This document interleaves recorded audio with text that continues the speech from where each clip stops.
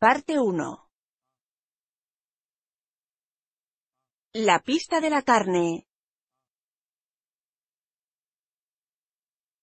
A un lado y a otro del helado cauce erguía un oscuro bosque de abetos de ceñudo aspecto.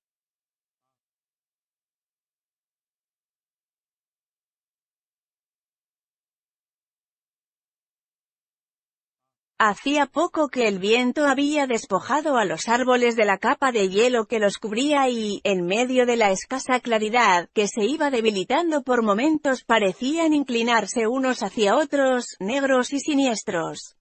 Reinaba un profundo silencio en toda la vasta extensión de aquella tierra.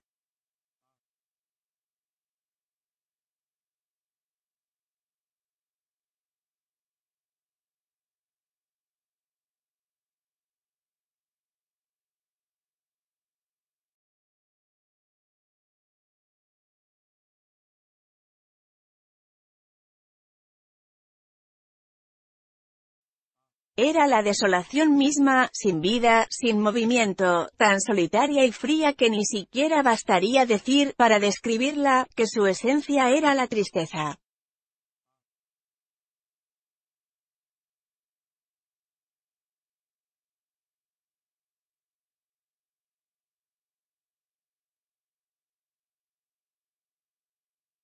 En ella había sus asomos de risa, pero de una risa más terrible que todas las tristezas, una risa sin alegría, como el sonreír de una esfinge, tan fría como el hielo y con algo de la severa dureza de lo infalible.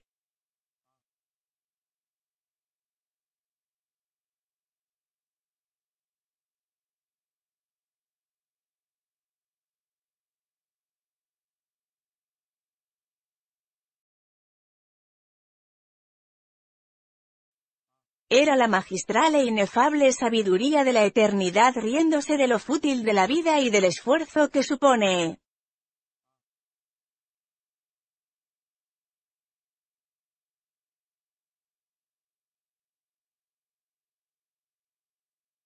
Era el bárbaro y salvaje desierto, aquel desierto de corazón helado, propio de los países del norte.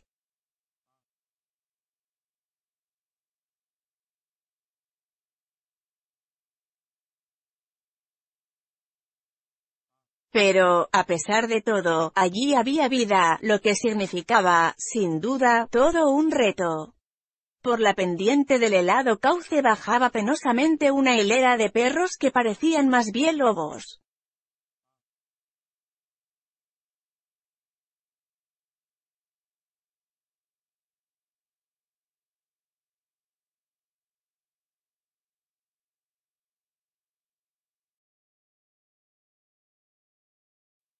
La escarcha cubría un hirsuto pelaje. El aliento se les helaba en el aire en cuanto salía de su boca, era despedido hacia atrás en vaporosa espuma hasta posarse en sus pies, en donde se cristalizaba.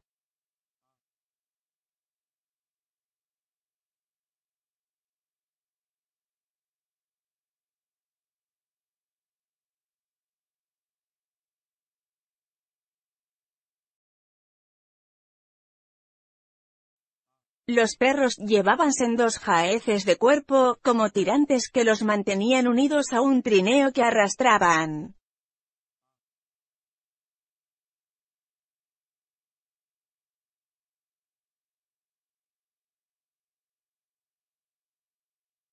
El vehículo, especie de narria, había sido construido de recias cortezas de abedul, carecía de cuchillas o patines, y toda su superficie inferior descansaba sobre la nieve.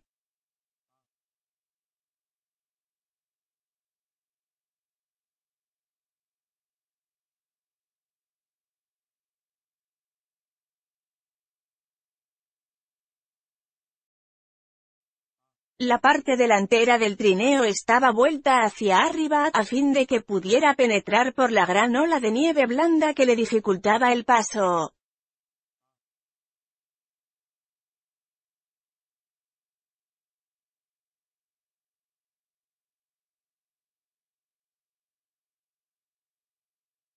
Atada fuertemente sobre el trineo, se veía una caja estrecha y larga, rectangular.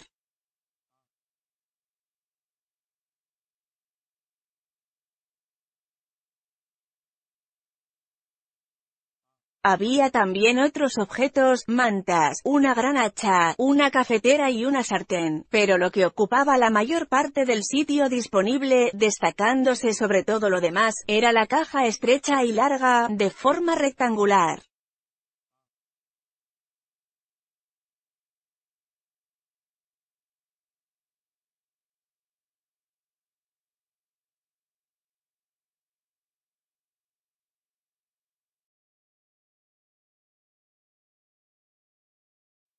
Delante de los perros calzando anchos y blandos zapatos de pelo para la nieve, avanzaba trabajosamente un hombre.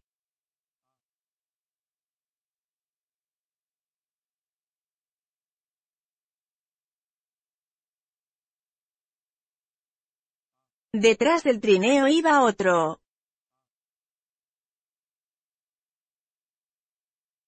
Dentro, en la caja, iba un tercero para quien todo esfuerzo había ya terminado, una víctima de aquel salvaje desierto, un vencido que no se movería ni lucharía ya más, aplastado, aniquilado por él.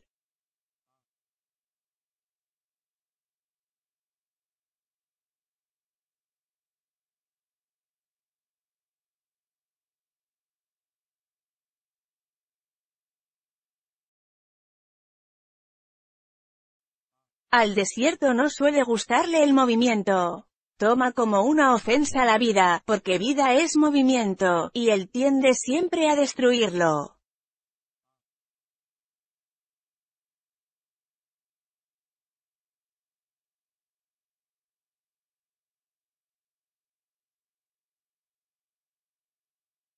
Hiela el agua para no dejarla correr hacia el mar, les roba la savia a los árboles, hasta helarles el potente corazón, y con mayor ferocidad, y por más terrible modo aún, anonada y obliga a someterse al hombre. Al hombre, que es lo más inquieto que la vida ofrece, siempre en rebelión, justamente en contra de la idea de que todo movimiento acaba con la cesación del mismo.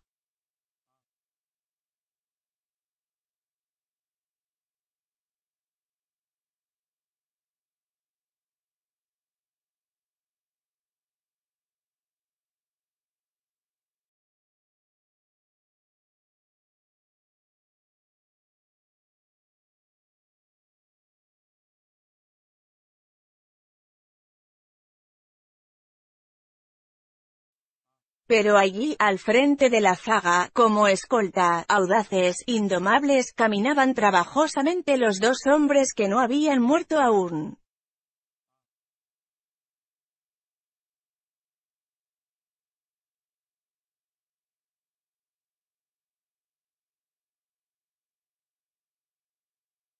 Pieles y cueros blandos cubrían sus cuerpos.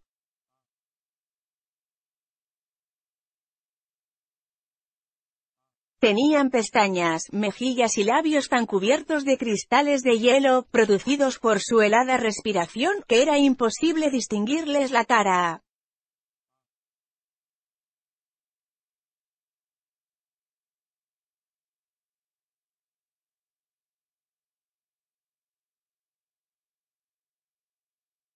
Esto les daba el aspecto de enmascarados duendes, de enterradores de un mundo de espectros en el entierro de uno de los suyos.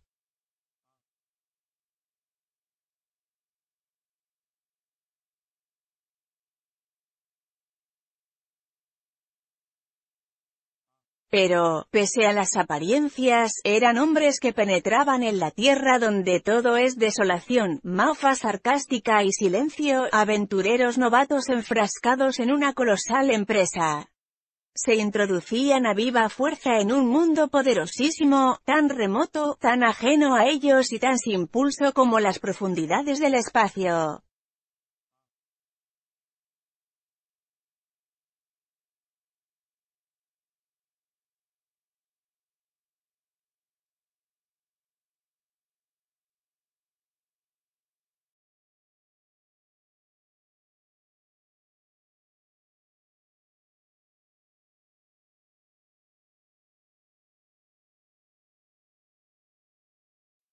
Avanzaban sin hablar, economizando el aliento para mantener las funciones del cuerpo.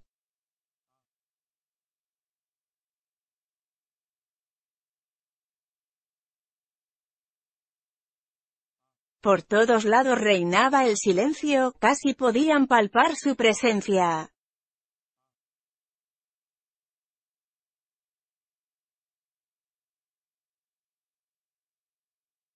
Afectaba su mente como las innumerables atmósferas que pesan sobre el buzo, en lo hondo de las aguas, afectan su cuerpo.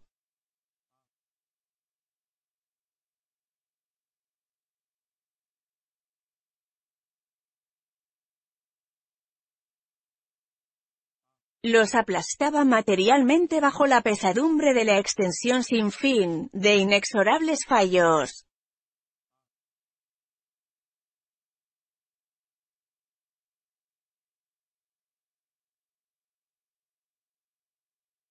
Los anonadaba hasta reducirlos al último rincón de su mente, prensada para que de ella se escurrieran, como de los racimos el zumo, todo el falso ardor, la exaltación y las indebidas presunciones del alma humana, hasta lograr que se sintieran muy limitados e insignificantes, unas simples manchitas, unos átomos, moviéndose con débil maña y escasa discreción en el drama externo e interno de los ciegos y enormes elementos y fuerzas naturales.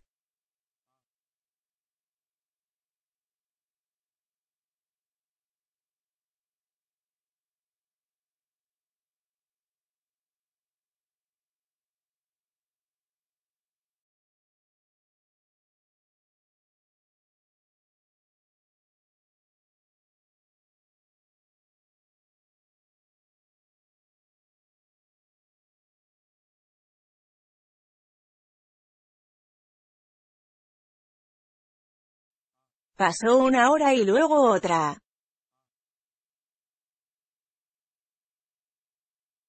Menguaba, cada vez más rápidamente, la pálida luz del día, corto y sin sol, cuando en medio del aire en reposo resonó un grito débil y lejano.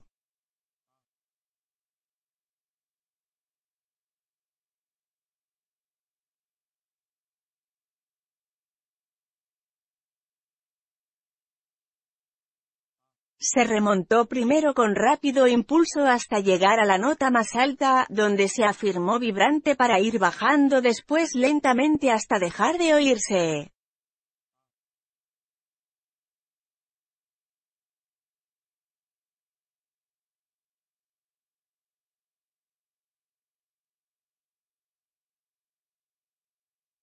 Aquello hubiera podido ser el lamento de un alma en pena, de no haber en el triste grito cierta ferocidad, cierta hambrienta vehemencia.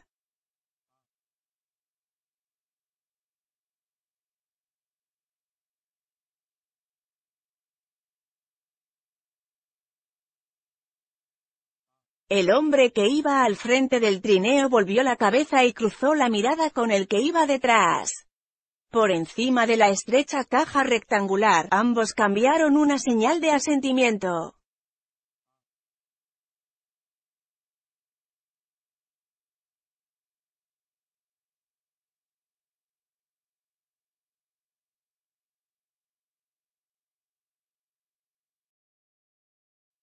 Entonces se oyó un segundo grito que pareció elevarse en el aire perforando aquel silencio con la sutil penetración de una aguja.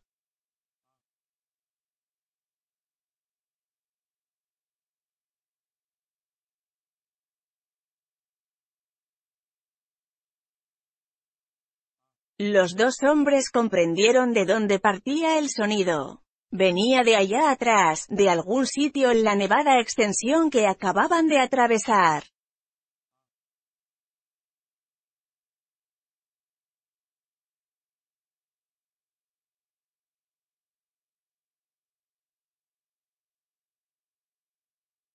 Un tercer grito, contestación a los anteriores, resonó también en la misma dirección, pero más a la izquierda del segundo.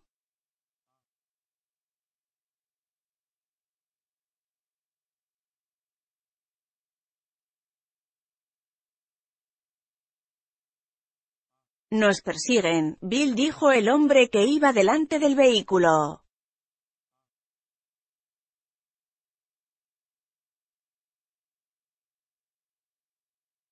Su voz sonó ronca, como algo que no parecía humano, y era evidente el esfuerzo que realizó para hablar.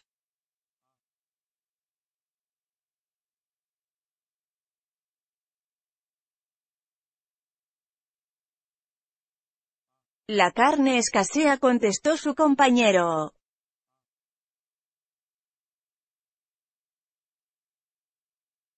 Desde hace días no he visto ni un rastro de conejo.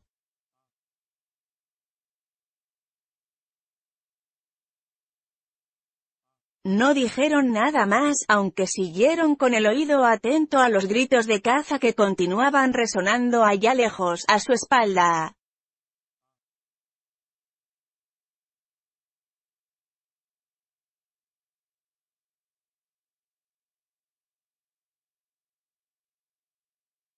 Como había oscurecido ya por completo, desviaron los perros hacia un grupo de abetos al borde del cauce, y allí acamparon.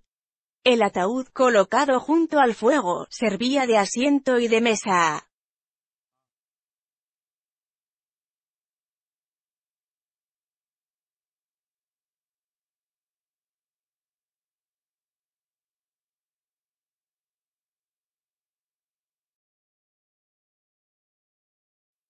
Los perros lobo, agrupados al otro lado de la hoguera, gruñían y se peleaban, pero sin mostrar el menor deseo de perderse entre la oscuridad.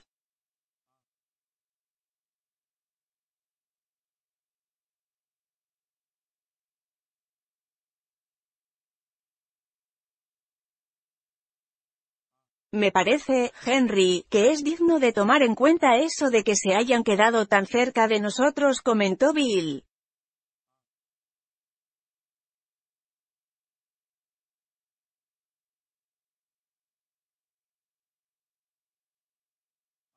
Henry, en cuclillas junto a la lumbre y apoyando la cafetera con un pedazo de hielo, asintió con la cabeza.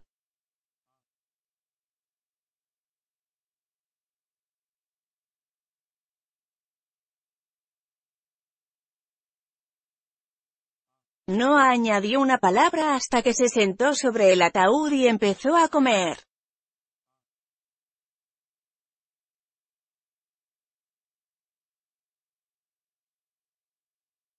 Saben que si se apartan, pueden acabar sin su pellejo, contestó entonces.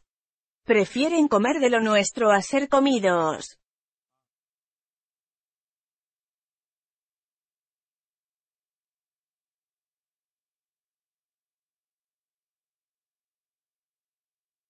Ya saben ellos lo que hacen, ya.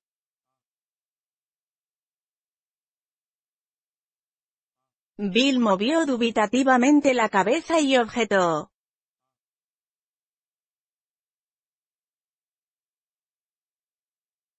Oh, no sé, no sé. Su compañero lo miró con aire de curiosidad.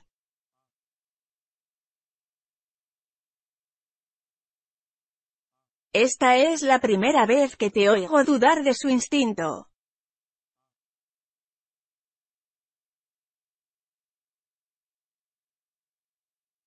Henry, replicó el otro, mascando obstinadamente las habas que comía. ¿Te has fijado, por casualidad, en el modo que se revolvían los perros cuando les daba yo la comida? Sí, alborotaban más que de costumbre, contestó el interpelado.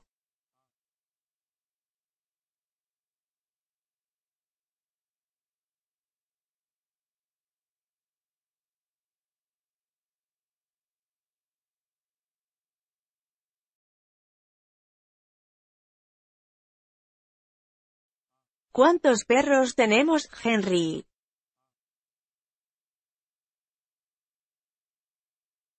6. Bueno, Henry. Bill se interrumpió un momento, como para dar mayor fuerza y énfasis a sus palabras.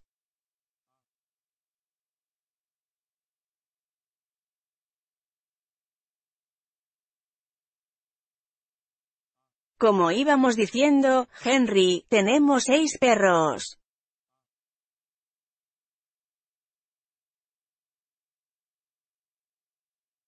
6 pescados saqué yo del saco.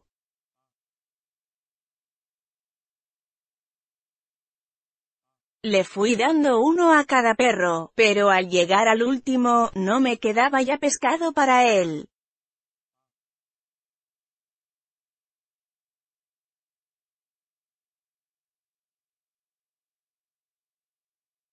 Es que contaste mal. 6 perros tenemos, insistió el otro tranquilamente.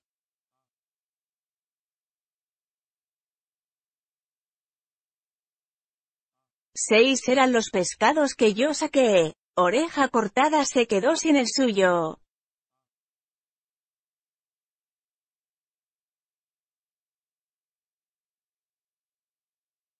Volví al saco, cogí otro y se lo di.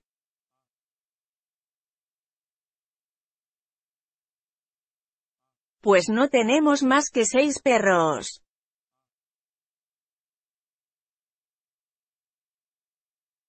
Henry, continuó Bill como si tal cosa, no diré yo que fueran todos perros, pero eran 7 los que engulleron los pescados.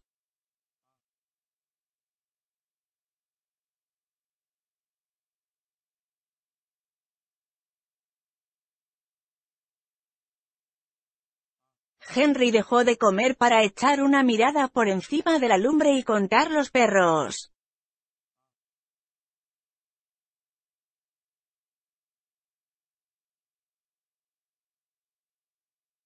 Lo que es ahora, no hay más que 6, dijo.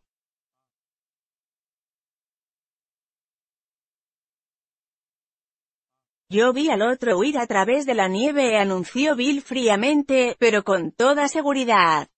Yo vi 7.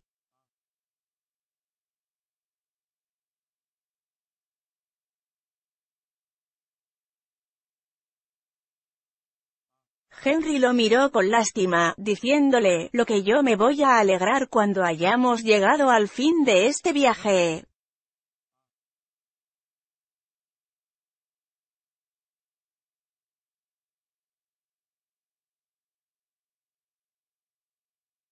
¿Qué quieres decir con eso?, preguntó Bill.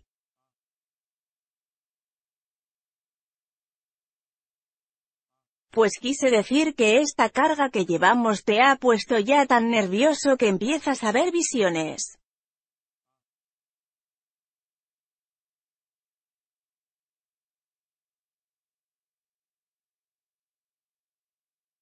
También a mí se me ocurrió la idea, contestó gravemente Bill.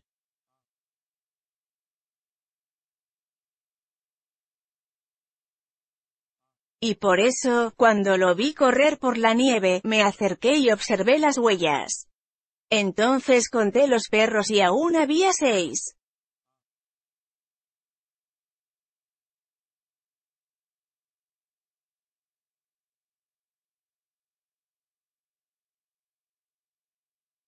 En la nieve han quedado todavía las pisadas. ¿Quieres verlas? Yo te las enseñaré.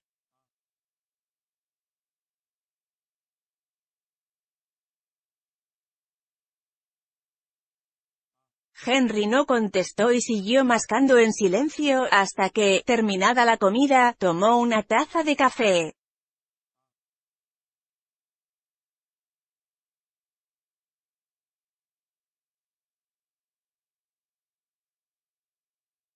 Se secó la boca con el dorso de la mano y dijo: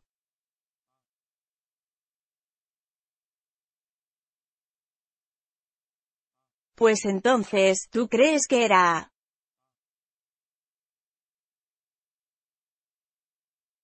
Un prolongado aullido, tan feroz como triste y que partía de aquellas tenebrosas profundidades, vino a interrumpirle.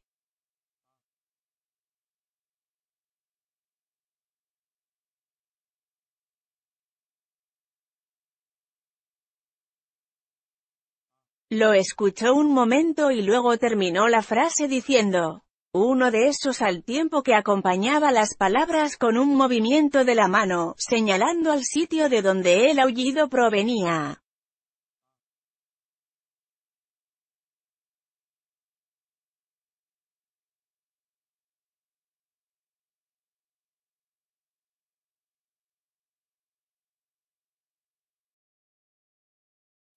Bill asintió con la cabeza.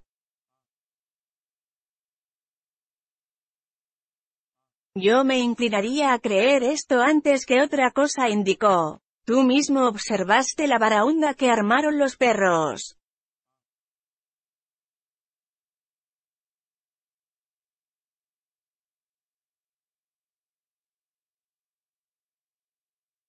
Como un aullido sucedía a otro, el silencio de antes se había convertido en un vocerío de casa de locos.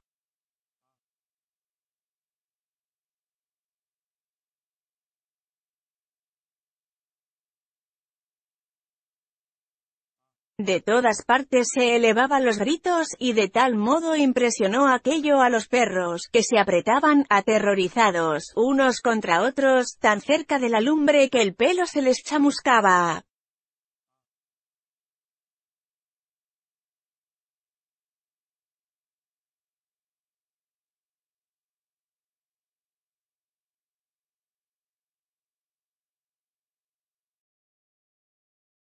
Bill echó algo más de leña al fuego antes de encender la pipa.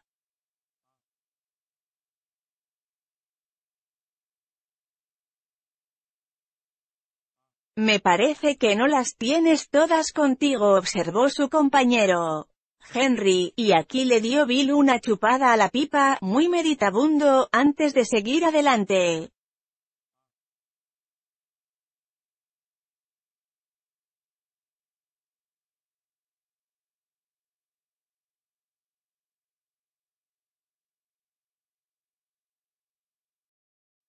Henry estaba pensando en la condenada suerte que ha tenido ese y no llegaremos nunca a tener nosotros al decirlo, señalaba con el pulgar al que iba en el ataúd que le servía de asiento.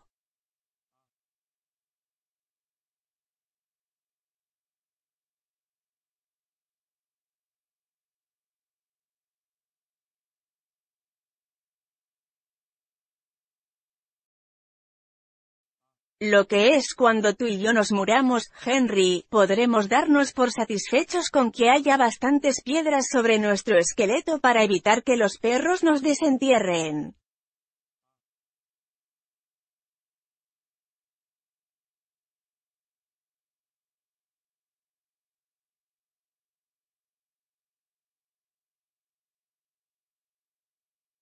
Pero es que nosotros no tenemos familia ni dinero y demás como tiene él, objetó Henry.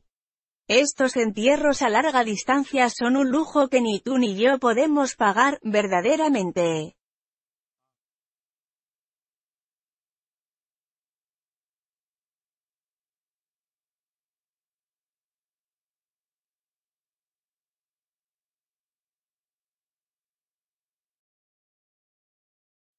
Lo que no me cabe a mí en la cabeza, Henry, es que a un muchacho como ese, que era Lord o cosa por el estilo en su país, y que nunca tuvo que preocuparse de provisiones, ni de mantas, ni de todas esas cosas, se le antojara venir a estas malditas tierras que son el fin del mundo.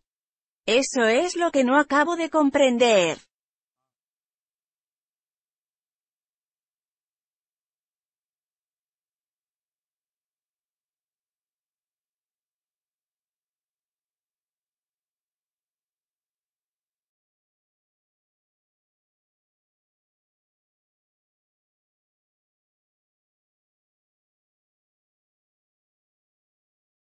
Y que si hubiera sabido quedarse en casa, bien podía haberse muerto de puro viejo, contestó Henry, compartiendo la opinión del otro.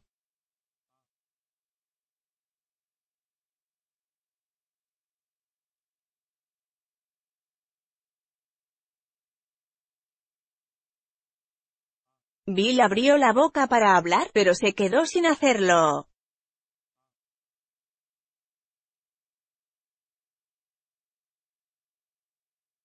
En vez de ello, señaló hacia aquel espeso muro de sombras que parecía oprimirlos por todos lados.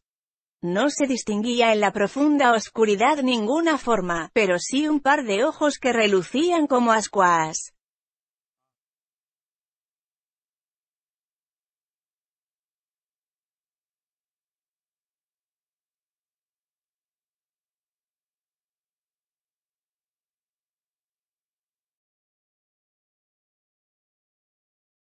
Pronto, Henry indicó con un movimiento de la cabeza un segundo par, y luego un tercero.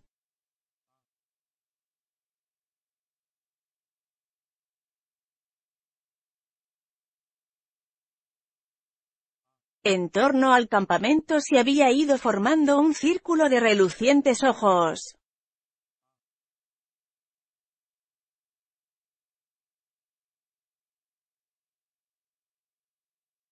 La intranquilidad de los perros había ido en aumento y huían, presa de repentino terror, hacia el lado del fuego donde estaban los hombres, entre cuyas piernas se arrastraban.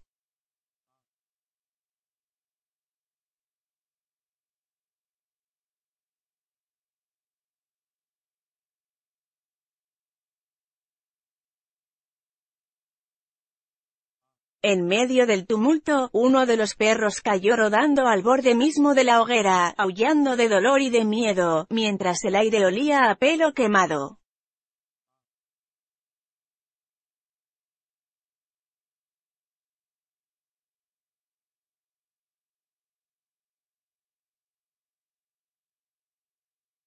El barullo hizo que el círculo de ojos se moviera con inquietud durante un momento y que se retirara a algo, pero volvió a la misma posición de antes en cuanto los perros se apaciguaron.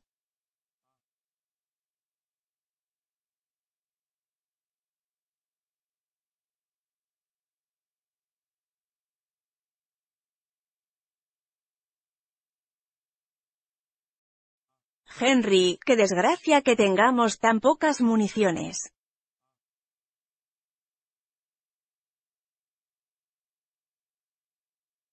Bill había acabado de fumar su pipa y estaba ayudando a su compañero a tender las pieles y las mantas sobre las ramas de abeto que habían esparcido en la nieve antes de cenar.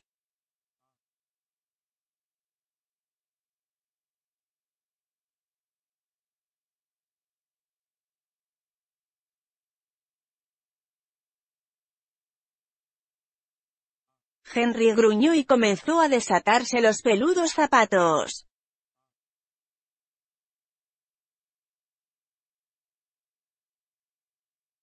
¿Cuántos cartuchos dijiste que te quedaban?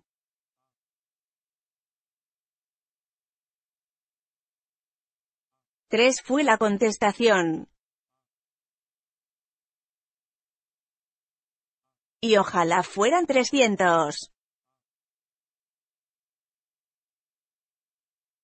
Entonces verían esos condenados para qué me iban a servir.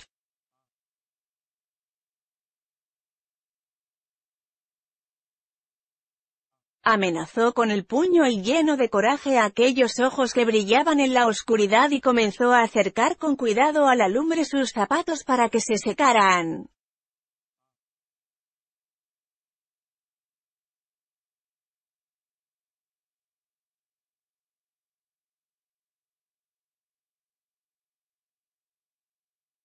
Lo que yo quisiera es que esta racha de frío se acabara, continuó.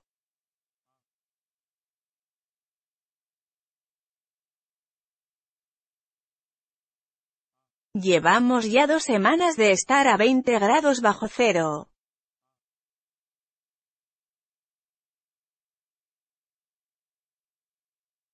Y lo que también quisiera es no haber emprendido nunca este viaje, Henry.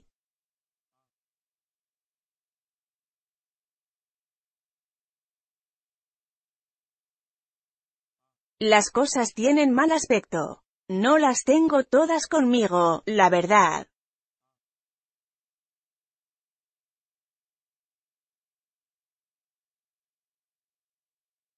Y puesto ya a pedir, lo que desearía es que hubiéramos terminado de una vez con todo esto, y estuviésemos ya sentados tú y yo junto al fuego en Fuerte McMurray, jugando a las cartas. Eso es lo que yo quisiera.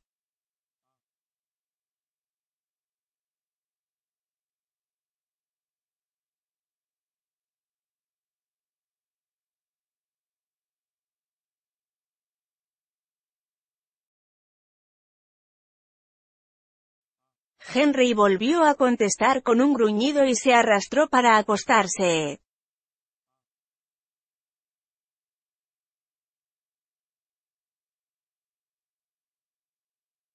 Dormitaba ya cuando le despertó la voz de su compañero.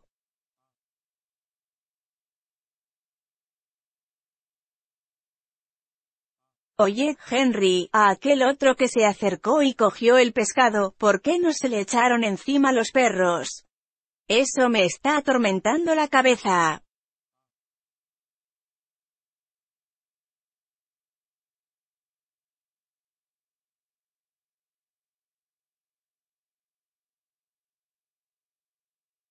Sí, y demasiado dura ya la manía, Bill, contestó el otro medio dormido.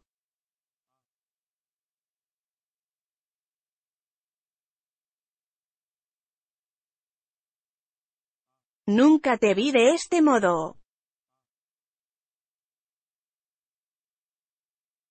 Hazme el favor de callar y duerme, que cuando llegue la mañana te habrá ya pasado todo.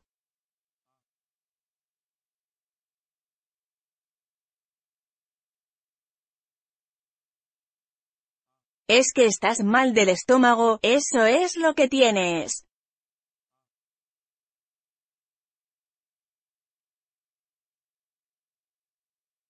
Los dos hombres se durmieron, respirando pesadamente, uno al lado del otro y cubiertos con los mismos abrigos.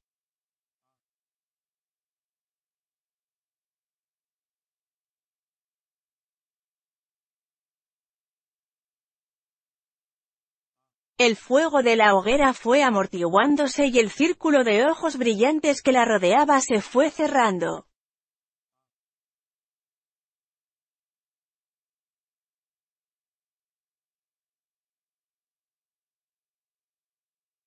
Los perros se apiñaron atemorizados, gruñendo de cuando en cuando amenazadoramente, al ver que algún par de aquellos ojos se acercaba demasiado.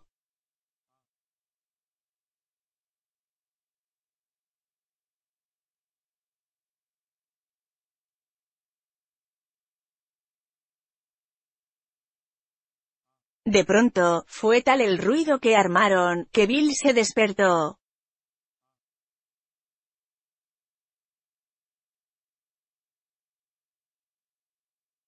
Salió del lecho cautelosamente, como si no quisiera despertar a su compañero, y echó más leña al fuego.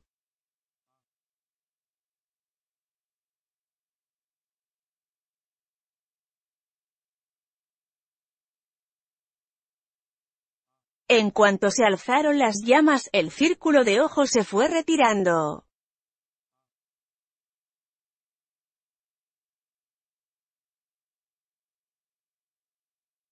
Miró él, como por casualidad, a los apiñados perros.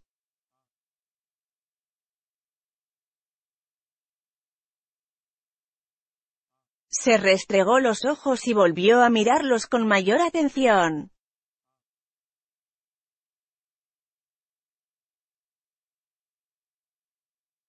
Después se arrastró hacia el montón de mantas.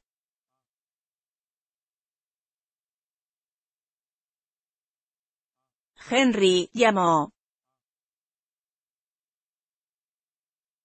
Henry. Este lanzó una especie de gemido al despertarse y preguntó, ¿qué ocurre ahora?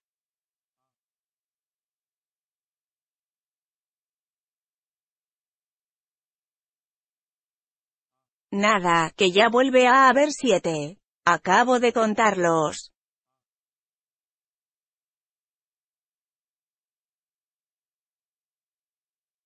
Henry se limitó a manifestar con otro gruñido que quedaba enterado, y al momento, vencido de nuevo por el sueño, roncaba ya.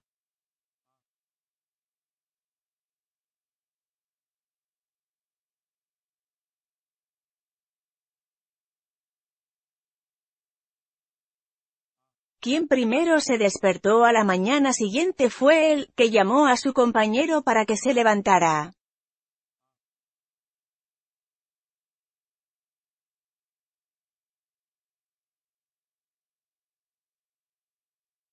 Faltaban 3 horas para que se hiciera de día, a pesar de ser ya las 6 de la mañana, y en medio de la oscuridad, Henry comenzó a preparar el desayuno, mientras Bill enrollaba las mantas y dejaba listo el trineo para enganchar.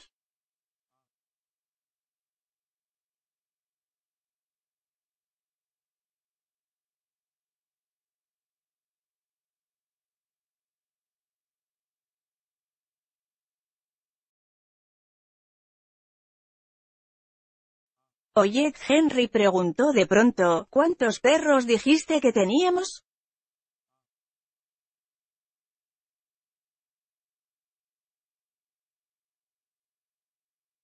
6.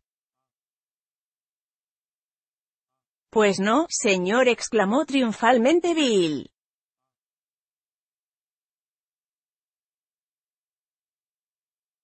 Otra vez 7. No, 5. Uno ha desaparecido.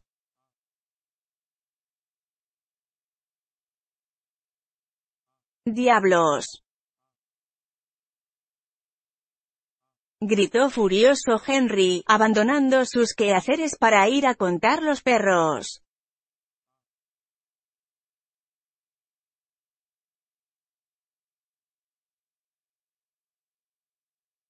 Tiene razón, Bill confesó.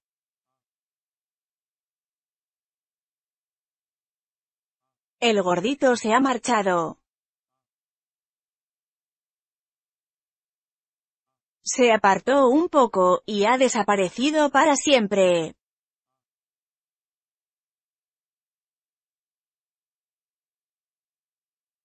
No es fácil que volvamos a verlo.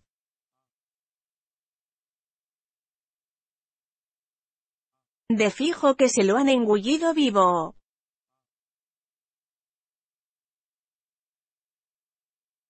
Apostaría cualquier cosa a que aún gruñía cuando se lo tragaron. El diablo se los lleve.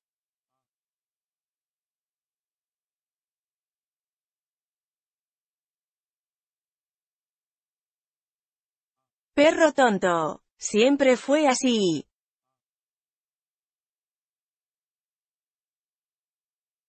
Pero por tonto que fuera, no debía haberlo sido hasta el punto de ir a suicidarse de ese modo.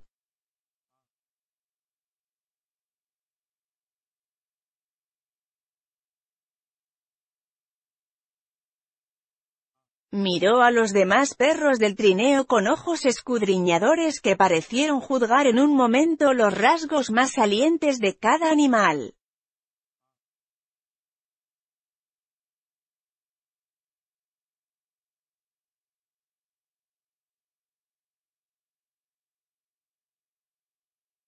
Apuesto, añadió, a que ninguno de estos haría lo que él ha hecho.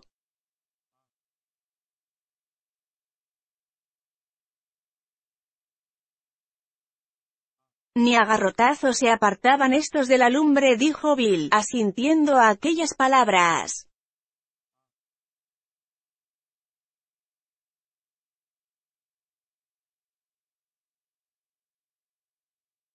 Siempre me pareció que el gordito no andaba bien de la cabeza.